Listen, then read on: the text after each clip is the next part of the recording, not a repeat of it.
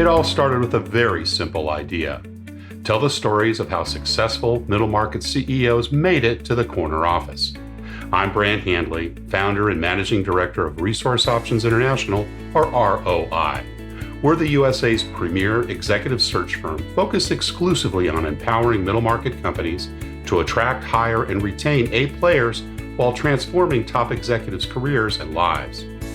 ROI's Into the Corner office is dedicated to discovering how middle market CEOs advance their career, and we're making these remarkable and sometimes quite unbelievable stories available to you for the very first time.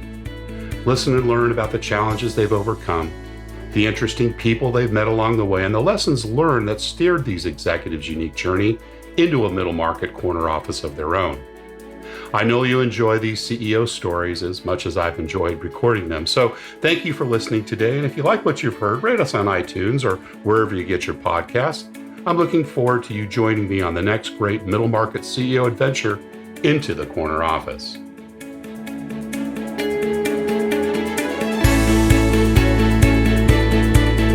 Today, my guest is CEO and Managing Director Cyrus Chowdhury. His career is focused on global market access issues across 6 continents, split evenly between emerging and developed markets. His consulting achievements include successful assignments in pharmaceutical and medical technology, price integrity, payer partnerships, and innovative access schemes. Prior to founding CBPartners, Cyrus founded and led the global market access practice at ISA. He holds a master's in international health policy from the London School of Economics and a bachelor's of neuroscience from Boston University. Cyrus Chowdhury, welcome into the corner office. Thank you, Brant. And I know for a long time that I've needed to whittle that down, and hopefully you can help us do that too. But thank you for having me.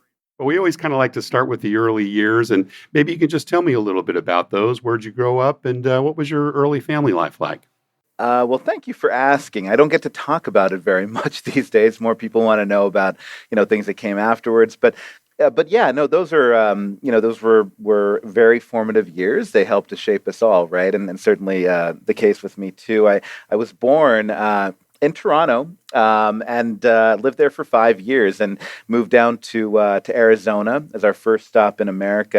And I didn't know it at the time, but my parents very well did. That was probably the first step of achieving the goal, which was to get to America. They were married in India.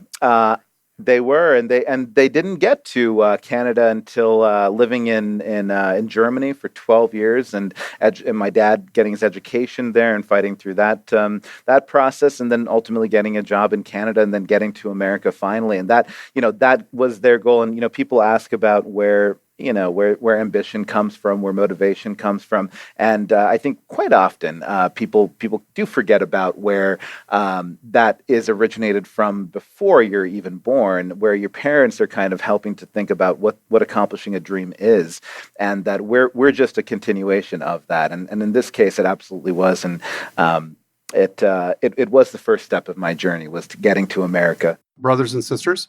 One sister, Jasmine. She is a few years older than me, and been a nice guiding light for me all the way along. She's a doctor, and so that that was actually a great thing to have with headlights on in front of me, because I was able to figure out that practicing medicine was not the thing for me once she told me about all the pain that she was experiencing, of not the educational process, but about actually, dealing with the challenges of practicing medicine. So that's been a great, and in many other ways, my sister's been a great mentor to me. So very important. Other than the DNA links, which you referred to, because I believe in that too. I think we're born with certain traits that are inherited.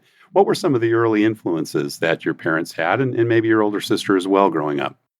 Number one is education, and prioritizing that. And I think sometimes, and we all do. I think we can all say it very easily about many relationships, but it is about maybe learning about what's not the right thing to focus on as well. And they help us to do that, sometimes just by telling us to try everything. And then there are those things that just don't work as priorities for you as an individual. And for me, that was very much, say from reading the same kind of books that my sister liked, because just because she liked them doesn't mean that I would enjoy them, right? And that's a standard thing, right?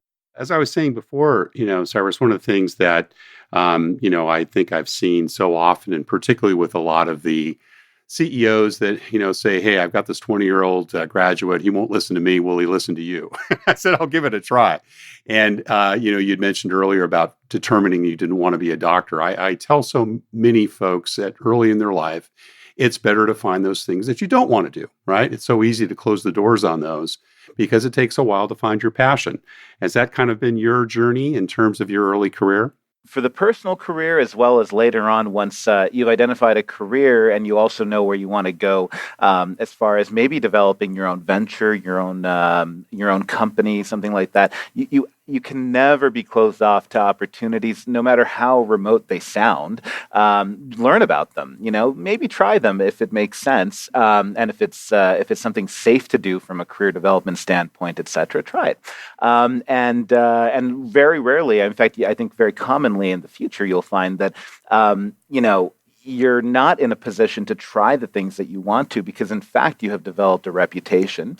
And so it may not be a good idea to try these things in a visible way. So do it while you still can. And some of that is definitely, as an individual, when you're still going through education and getting your degrees, and some of it is professionally, yeah. You mentioned the importance of education. It sounds like that was something that your parents stressed. Were you a good student in school in kind of your middle school, high school days? I was a student who tried hard. I think that I'll be honest. I still say this to so many people, and we all know it. The educational system, the public educational system, can certainly be improved in our country, the U.S. And I think, and there are examples globally which are certainly better, but they're better for those societies and those countries. I think our solution is probably a little bit different. And I think one of the solutions and things that I discovered myself was that you do need to have some variety in avenues that can be pursued, and not just in practice, but also to just know that they are options sometimes is all that you need. You need to know that you are saying no to some things and you are pursuing others in order to feel like that you can have confidence in pursuing that. And some of that is, it's not just all about STEM, right? And about the focus being there. Sometimes you do need to know that you're not going to be a stage actor. Right. And you need to know that these are the things. Right. And maybe you'll have a great year doing that, singing a musical in your 12th year of high school. And part of it is, knowing that experience is great, but that it's not the right professional venture for you, right? So that is important. Well, let's talk about some of those things. What were some of the pursuits outside of class that interested you, particularly in those high school years? It was actually employing the things that you would learn about in a textbook, and not on the scientific side, but more, let's talk about history. Let's talk about examples and events that happened in our country and other countries.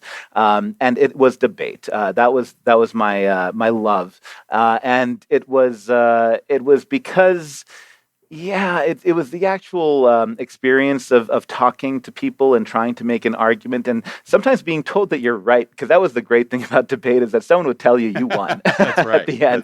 That's right. And in real life, nobody does that. You just feel good about yourself, hopefully. Well, and I think it's also being able to argue both sides. I could see where that would serve you well in your business career as well. Oh, you bet. Yeah, it's tremendously relevant, and it's. Especially when, again, our educational system is not necessarily set up to make you feel like you are successful at everything, right? Sometimes you do need those different avenues, and some people do through sports. I did it through debate and some other activities, but that was great from a confidence building standpoint, and that click that we all have, especially people I think who eventually are able to create something and be able to put their name on it or be part of it. That is this click of self-belief that you are doing something and it's your idea, and maybe isn't right, it isn't perfect, but eventually you feel enough confidence to put it forward, and then eventually it's right, right? It's right to the extent that it has some momentum behind it, and some people believe in it.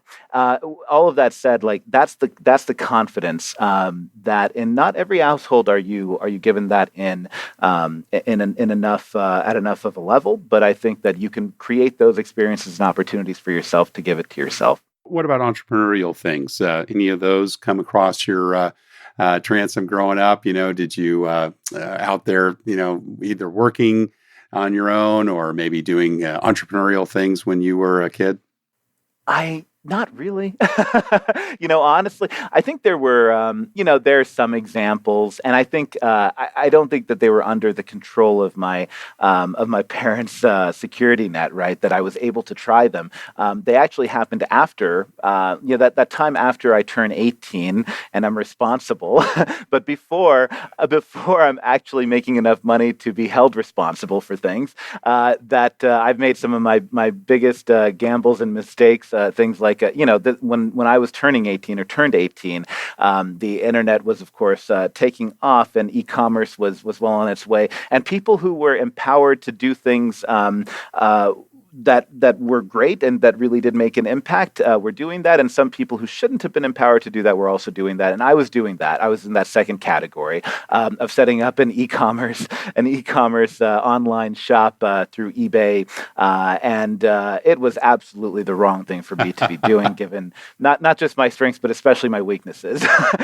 So that was one thing, and it was a great, not a failure that I learned a ton from, but I think that I do look back at that and say, 18, whatever, how many years ago, 18, 20 years ago, that's something I was doing. And if I just looked at that experience, and of course, you give up after that and say, I'm not a business person. Well, we wouldn't have this. Working jobs, getting into your college years and so forth. Was that kind of part of the requirement in terms of either financing your education or providing your spending money? Yeah, absolutely. I mean, I think especially once you get into the college years and you start to distance yourself from a financial standpoint from your parents, I think that's really important. And you feel embarrassed about asking your parents for money to go take a date out. That's really not where you want to be, right? So finding those small opportunities for me was kind of the way. I'll tell you two quick examples. One of embarrassment where I was graduating. I think it was my last summer before graduating college. And of course, I was a science major, I was a neuroscience major, and I had a job. I had a job technically on Wall Street, and I was so lucky to have that job, believe me. But I also really wanted to try to push the boundary one more time, and that was to do something that was very much the opposite of that. To work in what you might call as a restaurant, but it's a restaurant of the type that maybe you wouldn't necessarily go to for the quality of the food, but it is fast food. And I wanted to work in their kitchen. And I had no experience doing that at all. And of course, I didn't get the job. And in my mind, which was, at that age, I thought I could do anything, and I didn't understand why they were telling me no.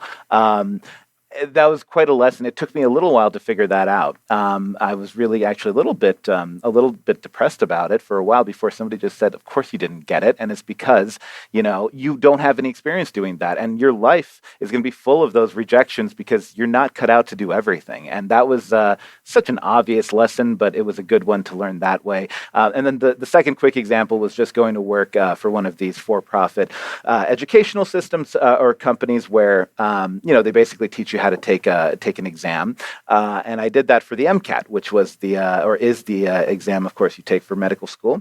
And I was lucky enough; I got scores high enough that I could do that, and that I will say that the big thing from that was, yes, making enough money to have a nice weekend, but also the confidence factor. My goodness, this exam, which was like this, my great challenge 2 summers ago that I never thought I would overcome, and now today I'm supposedly standing in front of this room full of eager pre-med students, and telling them how to do well on it, and that was a big difference in mentality. And again, it's just a confidence factor. You get these things in spoonfuls over time, and that was one of the big ones. Well, you went to college, obviously, and education being of importance to you. How did you kind of go through the thought process of where to go and what you were going to study? A big driver for me was landing in Boston. I had my sister's experience from also going to college in Boston, the Cambridge area, and so I followed her path in that regard. But in every other way, I was going out there to pursue a funded approach to study in a university, which created a program that I was able to dabble in, to explore, to design a little bit, which was just this a little bit of a combination of neuroscience and economics at a time when that really wasn't, neuroeconomics as a discipline was not really well developed. And so I got to explore a little bit of that and had a scholarship through that, and it really gave me a great reason to go to Boston University at the time and then study. Was that academic or merit based? Your scholarship? Oh, it was merit-based, yeah, and of course, maintaining grades and all that was a necessity, and so it did restrict you, of course, on how involved you could get in having that job, right, for the week to pay for your weekends. But again, time management and all that stuff, it's a great way to learn those types of lessons at an earlier age, I think. What was the first job you had out of college? The first, real college, post-college job. Was at Fidelity. That was the quote Wall Street job. It wasn't really Wall Street because I'm literally sitting on Wall Street right now in our offices, but we were not on Wall Street at that time. I was still in Boston actually, but working for an investment manager. And that job was, I was so lucky to have. I was not an economist. I was not trained that way, and I didn't really have struggled through what all of those other students did, and what we expect of so many of our incoming analysts now at my firm to do, which was the internship or 2 internships, and how competitive that is. I didn't have to do that for whatever reason. I was able to get a position based on a non-traditional background, which was heavy in the sciences, and I was able to support the analysis and the research tracking of companies that were at that time, considered specialty, what they called specialty pharmaceutical companies. This is not what we call specialty pharmacy. It's different today, but those were, the early stage biopharmas. It was biotech, traditional biotech today. And we would track those companies and their innovation and what they were doing, but also, telling the story that I think we were expected to tell. And that was a big realization for me at the time of just what exactly was the expectation for this mini industry that we were in, but also, did I like that? So that was my big aha coming out of that. Any early leadership responsibilities? When did those come into play? At Fidelity, were you managing people and so forth, or when remember the first time you started managing people? I wasn't, and I was gunning for it. As you might expect, anybody who's eventually maybe in that position in their careers, they kind of want it in an early stage too, and I wasn't given it, and that we talk about failures and everything with that, and I'm happy to talk about that because I still feel like, of course, it wasn't justified what they were doing, and they should have given it to me. I can still make that argument, but it was more. It was a big lesson for me just around not necessarily what not to do. I still think many of those things were the right things to be doing, but that, you're not going to win every battle, and that there is a right and wrong way to go about doing things just from, what is appropriate, right? And there's a way to make the argument in a professional way. And I learned that, right? And not because I did anything extremely unprofessional, but I definitely was happy to sit down with my manager at the time and kind of make the argument. And I feel like, there's a lot to be learned through that process of doing that in a way that, kind of puts you in the right position, but also, tells a fair story to whoever else is being considered or could be considered. Some of your early leadership lessons, from bosses and mentors, good and bad. You don't have to name any names, but were there any things and behaviors you remember from those early days about things you said, I'm never going to be like that? Oh, many. Just like, it's a little bit. It feels a little bit like the story we're telling, or I was telling, about my parents, and not always being perfect, right? Same thing about, all bosses, all managers, because they're all human, and we always tell that to people. Your manager, just like all of us, we're learning how to do our jobs a little bit better every single day, and very few of us are perfect at it. And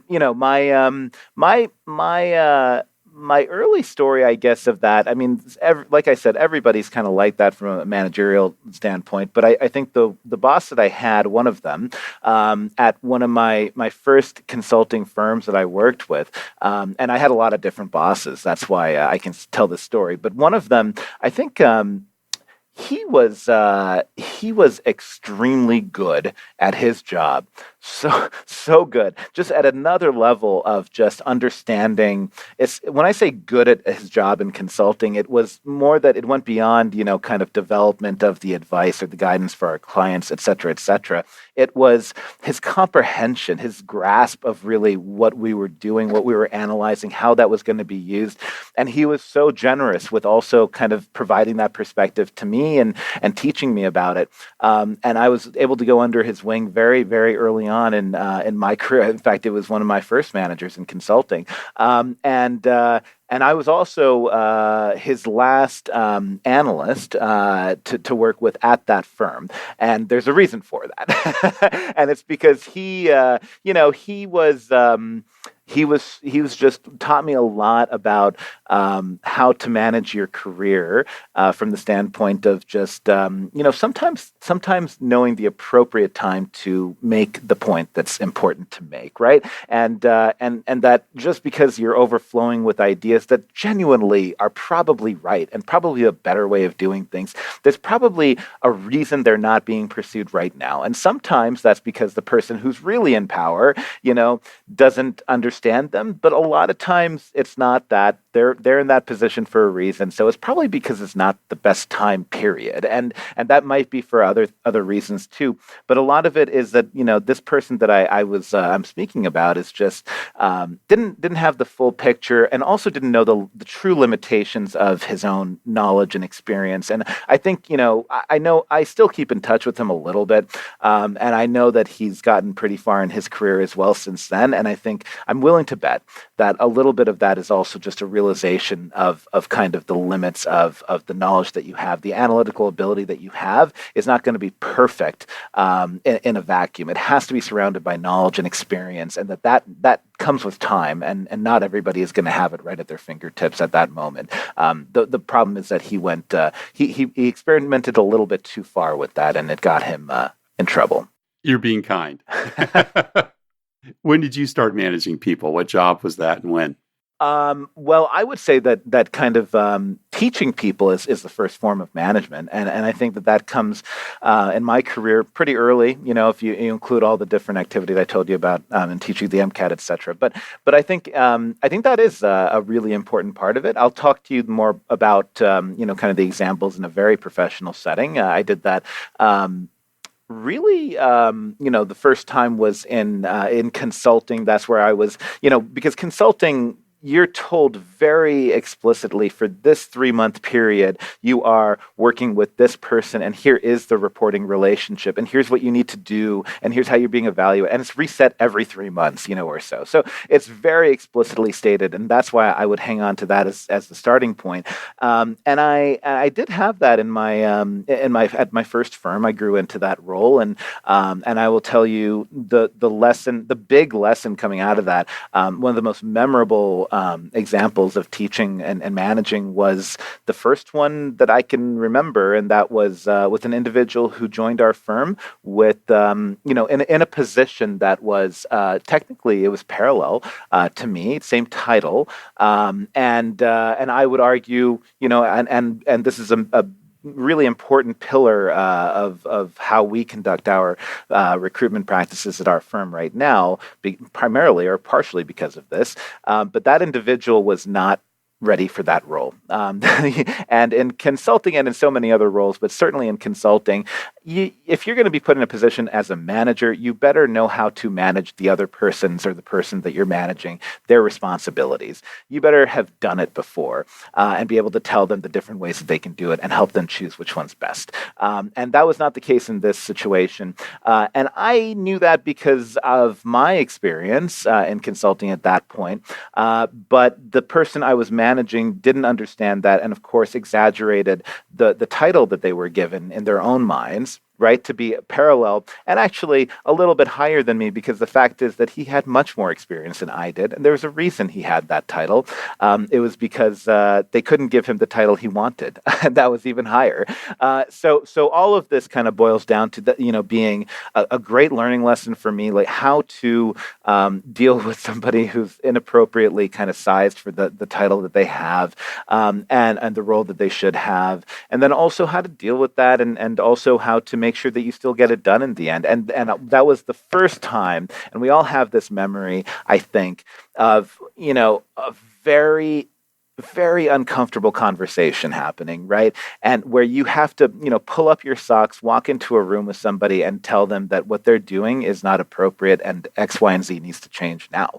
And that is a tough thing for a lot of people to say, especially younger siblings, I will say, because we're not used to that. But when you get into that kind of role, sometimes you love it, and sometimes you run away scared afterwards. And I enjoyed it, but I also realized I had a long way to go before I was ready to do that every day. And I like to think that eventually I got there. But that was a tough thing to learn also. What about your leadership style? Would you say that's evolved over time? And if so, how?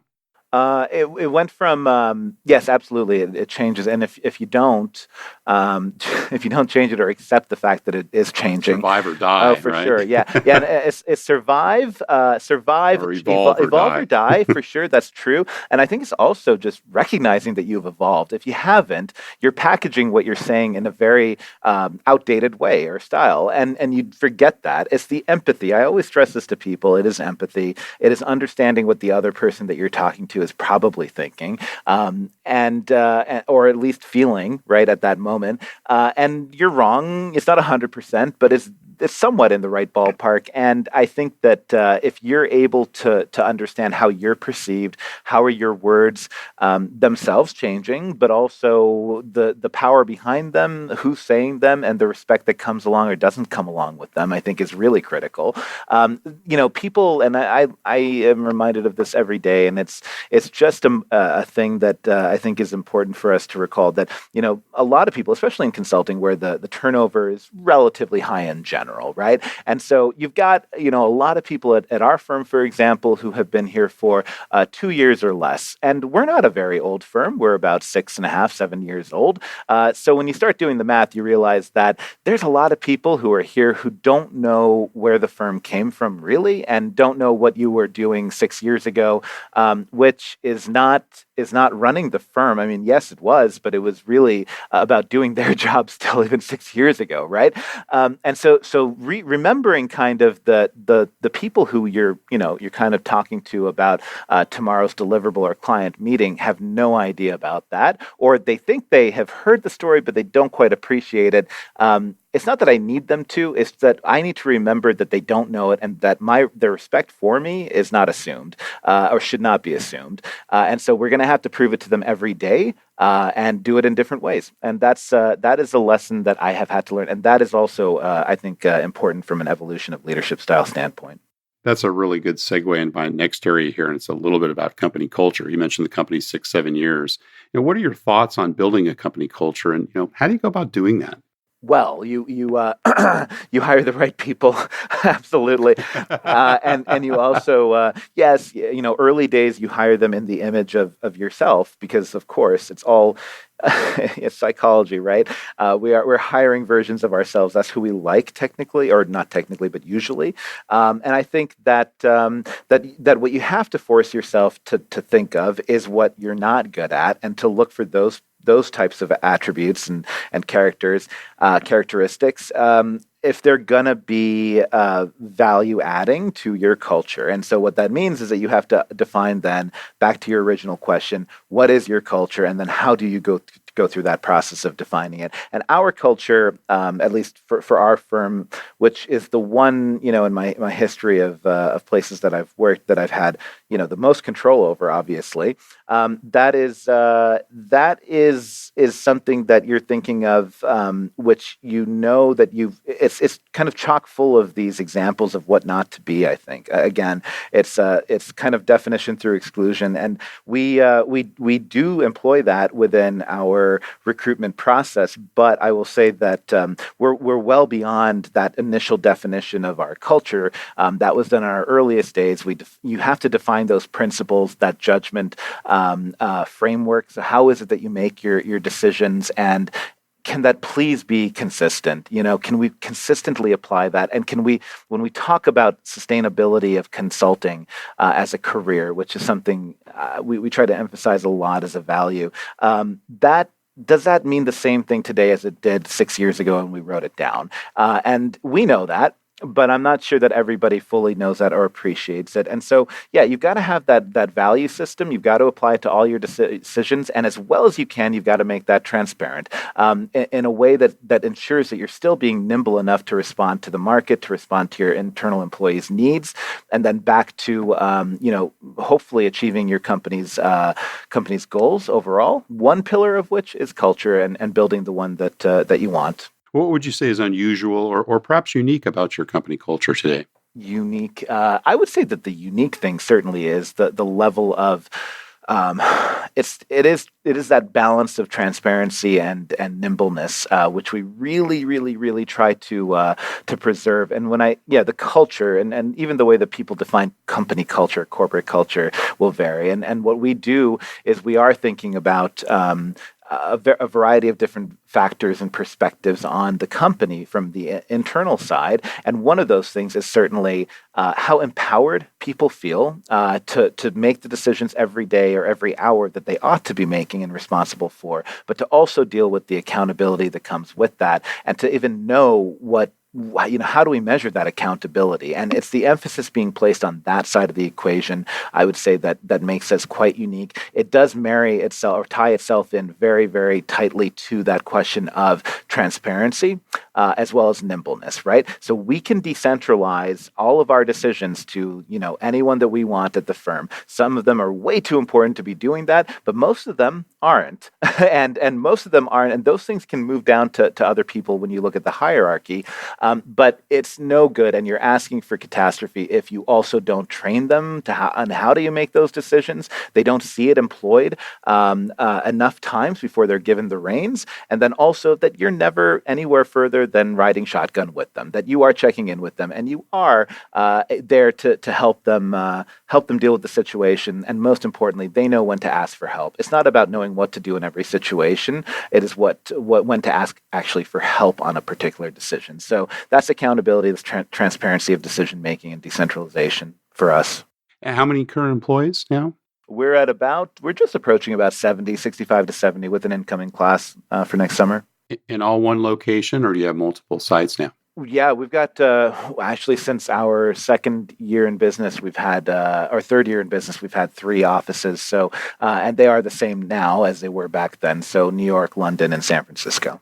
What do you look for when you're making bets on the people you invest in, Cyrus? Can we see them doing the jobs that we're doing today? Nobody's hired at our firm, and I think sometimes this is unfortunately the case. But at our firm, nobody is hired for 2 years. We're hiring them because we really do believe that they can go all the way. And that means that and again, of course, I'm a huge fan of consulting, so I always use it as an example. And what's kind of unique about it, and at our firm, but like others, that in order to move through those major kind of levels of development, of professional development, you have to play very different roles and functions and learn different skills. And so coming in, you are a micro problem solver. So you are a researcher, you're an analyst, you do the analysis, and you learn the fundamentals of dressing down a problem and critically thinking about and building it back together. That's what you do. As a manager, Wow, you know how to do all of that, presumably, because you've mastered it, you've moved on, but you've also learned how to teach.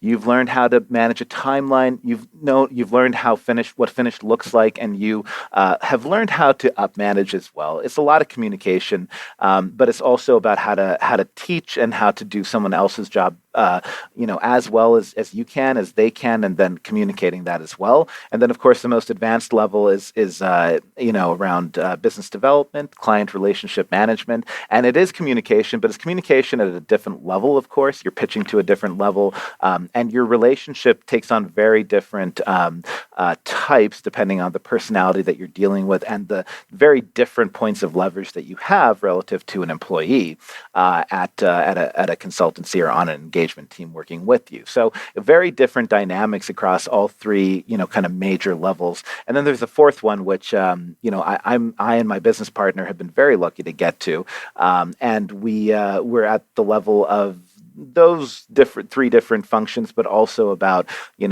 somehow leading this firm to the next stage and finding the next gap and trying to fill it at the same time, and that's a very different set of skills as well. So those are the things that I think are going to make us very different from a development standpoint as well. Are you involved in all the hiring of new employees? Do they all come across you or only direct reports? How do you manage that? Every single one. And, to the point that there are some inefficiencies definitely in the process.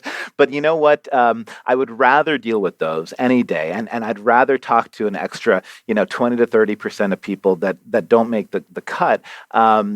Than to lose out on, there are some things that you need to be a micromanager on, that you need to make sure you do see every single candidate comes through at a certain level. And when I say at a certain level, I mean at a certain level of quality, not in the firm.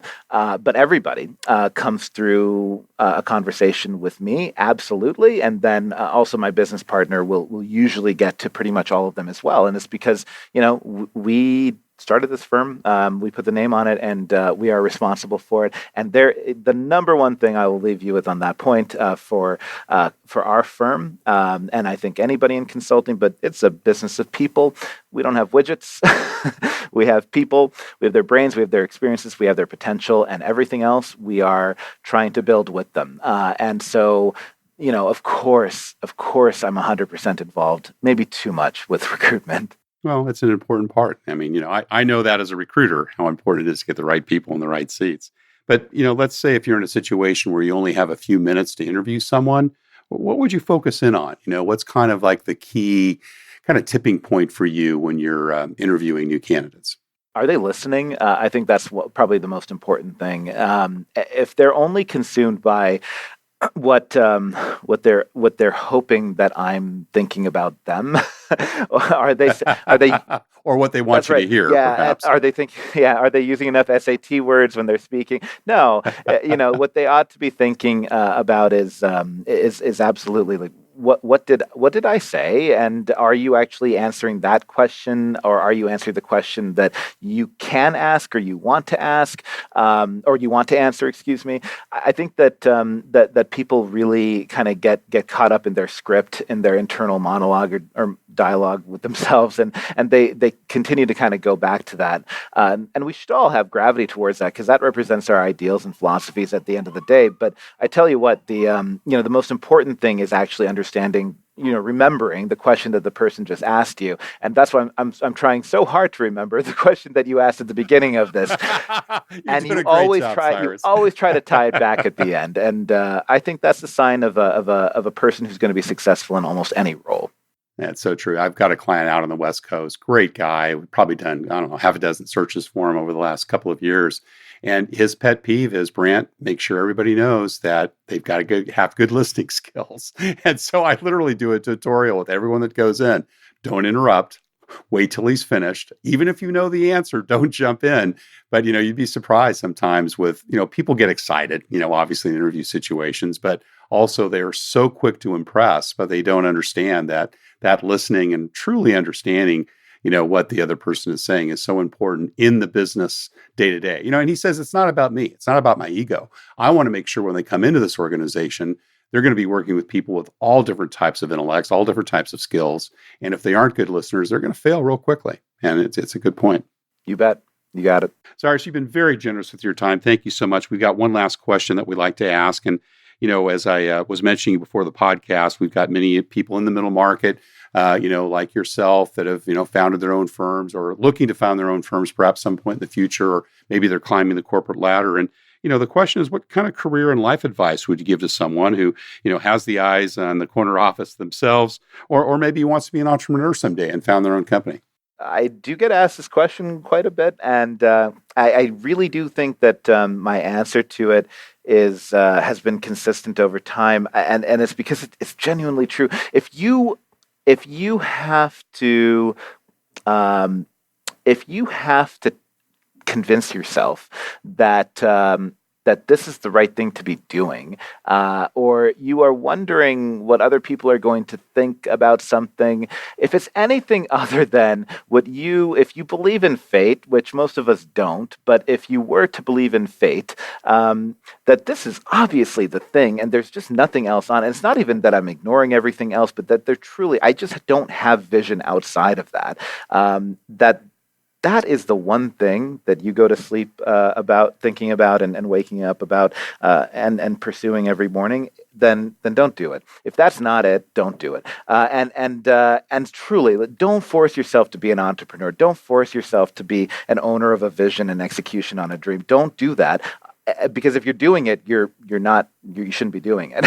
It should just be where you naturally lead yourself to, and the forces of the universe kind of guide you in that direction. As hokey as it sounds, it is absolutely true. I'm not saying that as a rule. There are probably other people who have done it because they felt it was right, and they had to convince themselves of that. But I do think that at least for myself, I can tell you that there was never a question.